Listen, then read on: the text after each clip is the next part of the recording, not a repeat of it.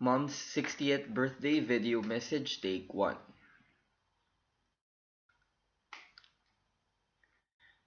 First question. Si Mommy ay hoarder. Ulit. Take 2. Si Mommy ay hoarder. As in, alam mo yung mga napapanood mo sa TV? Mangongolekta siya ng mangongolekta ng mga gamit. Favorite niya kolektahin. Plato, baso, appliances. Tapos pagkatapos niyang bilhin or pagkatapos mong ibigay, ilalagay niya lahat sa cabinet. Tapos makita mo, after 1 year, after 2 years, nandun pa rin yung gamit, yung plato, yung appliances, hindi na gamit, hindi na ilabas, puro alikabok. Sabi ko kay mami, pag next na uwi ko, itatapon ko lahat ng gamit niya.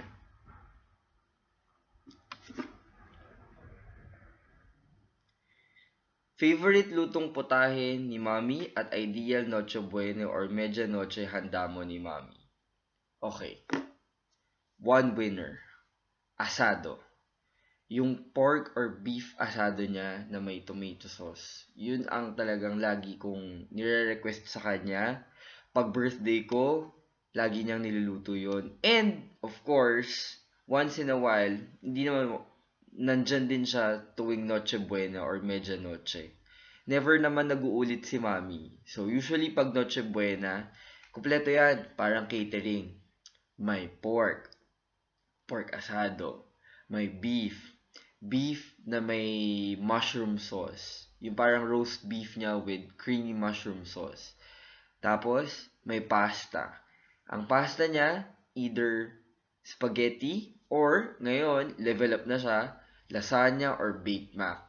Tapos, hindi mawawala, syempre, yung paella. Seafood paella. Tapos, syempre, may chicken din siya. Fried chicken, o kaya roast chicken, o kaya yung naka-broiled chicken niya na may parang lemon sauce. And then, meron din siya nung ham. Hindi mawawala yung Christmas ham. Kahit hindi yan kakain, kahit walang masyadong kumakain sa bahay ng Christmas ham, parang ako lang ata, ihahanda pa rin niya yung Christmas ham.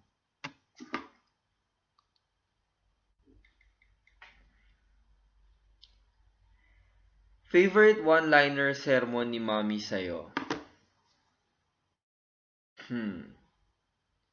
Depende.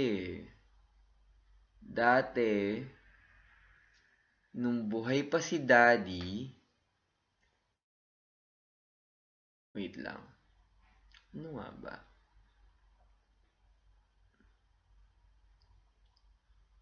Okay. Take 3. Favorite one-liner sermon ni Mommy sa'yo? Ngayon, lately, ang lagi ng sermon ni Mommy, magsisimula yan usually sa, kung buhay lang ang daddy nyo, kung buhay lang si Jesus, o kaya, pwede rin, ang sasabihin niya, JL, matanda na ako. Tapos sunod na yung sermon niya. Pero usually laging ganun ang sermon ni Mami. Laging, naku, kung buhay lang ang daddy nyo. O kaya, yun nga, JL, di na ako bata. Matanda na ako. Magsi-60 na ako. Next. Napalo ka ba ni Mami? If yes, bakit at paano ka pinalo? Oo naman. Sino bang hindi napalo ni Mami? Parang si Jessel lang yata yung hindi masyado. Pero nung bata ako, lagi ako napapalo. Nakukurot, napapalo, lahat na. I remember dati, mababa ako sa periodic exam ko. High elementary, parang may 79 ata ako or 78. Yun, napalo ako. Pero yung hindi ko makakalimutan is pag pinapalo niya ako every weekend kasi nagne-nail bite ako. Kasi nga, nail biter ako, gusto ni Mami, tuwing weekend, meron kaming weekly inspection. Tapos titignan niya yung kuko ko. Kung ilan yung daliri ko, na hindi maayos ang kuko, yun yung equivalent ng number ng palo na igagawin niya. Ano ang papaluin niya? Yung kamay ko.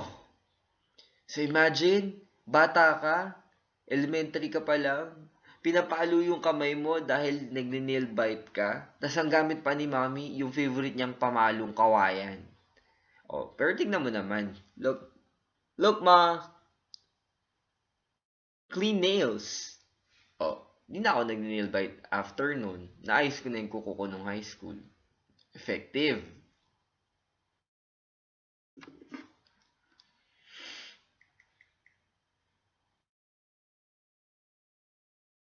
Ano sa tingin mo ang typical day ni Mommy mula pagkagising hanggang pagtulog? Isa lang naman ang typical day ni Mommy. Paggising niyan, diretso na yun sa kusina. Magliligpit.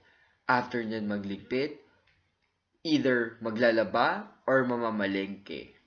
After niyan mamalengke or maglaba, magluluto ng tanghalian namin. After nun, yan, diretso na siya sa sala. Nanood ng Eat Bulaga. Yung favorite niyang Eat Bulaga. After niya manood ng Eat Bulaga, pwede yang makatulog. After nun, lalabas. Pupunta kila Ate Ann or dati kay Ate Kat. Tapos makikipag-chika. Chika, chika, chika, chika, chika, chika. After nun, pagdating ng gabi, kukunin niya yung sinampay niya. Tapos magtitiklo. Tapos manonood ng primetime drama. Tapos, syempre, kung dadating na ako or dadating na yung mga anak niya, maghahanda ulit para sa hapunan. After maghapunan, syempre, hihiga na siya. Tapos, nanood na siya nung kanyang mga telenovela o yung mga soap opera niya. Tapos, in between, hindi mawawala, sermon. Sermon para maglipit ng bahay, sermon para maghugas ng pinggan, o kaya sermon para tumulong kumuha ng damit, o kaya sermon para wag magpuyat. At syempre, sa huli, bago yan matulog, magsisermon pa yan. Huwag kalimutang patayin ang wifi.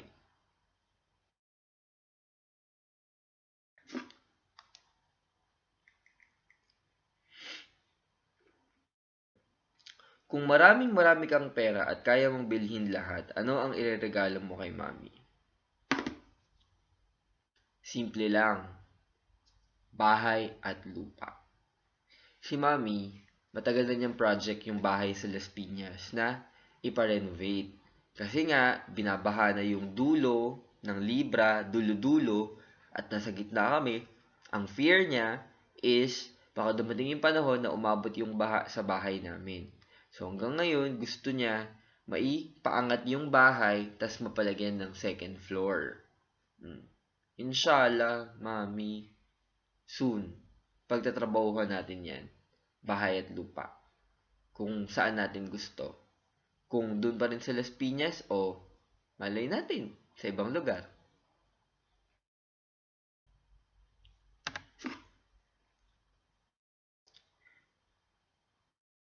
Sino ang paboritong anak ni Mami? At bakit? Paboritong anak? Obvious naman. Di yung bunso. Yung bunsong panganay.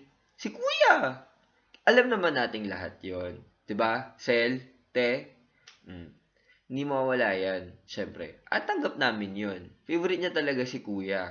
Bakit? Hello, bakit hindi? Syempre, unang anak. San ka pa?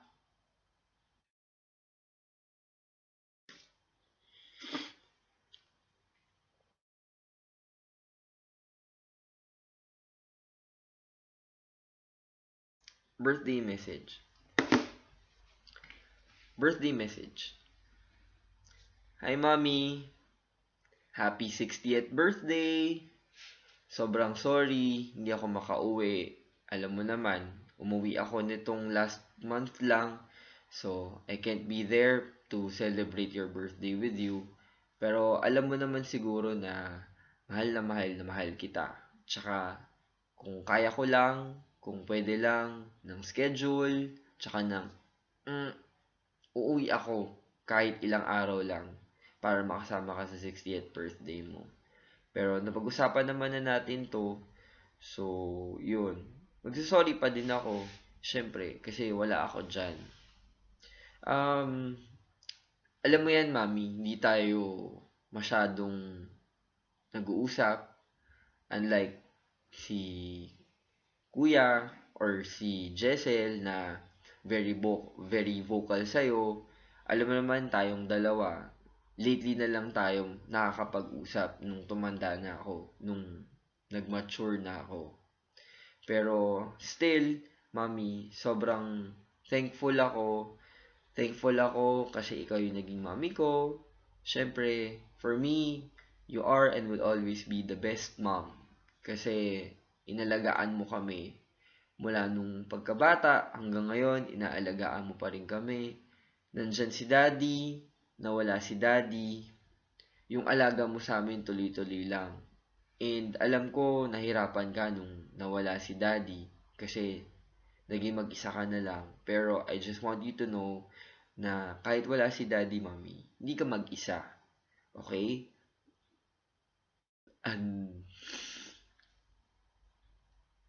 andito kaming apat na anak mo, nagmamahal sa'yo, and aalagaan ka namin. It's our time para ibigay sa'yo yung care and love na naibigay mo sa amin for how many years?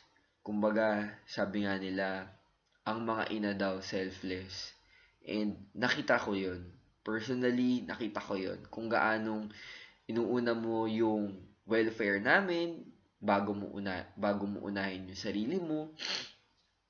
Kaya ever since na nakaluwang ako, na nung may kapasidad na ako, naging goal ko na, Mami, yung maipakita sa'yo na kaya rin kitang alagaan.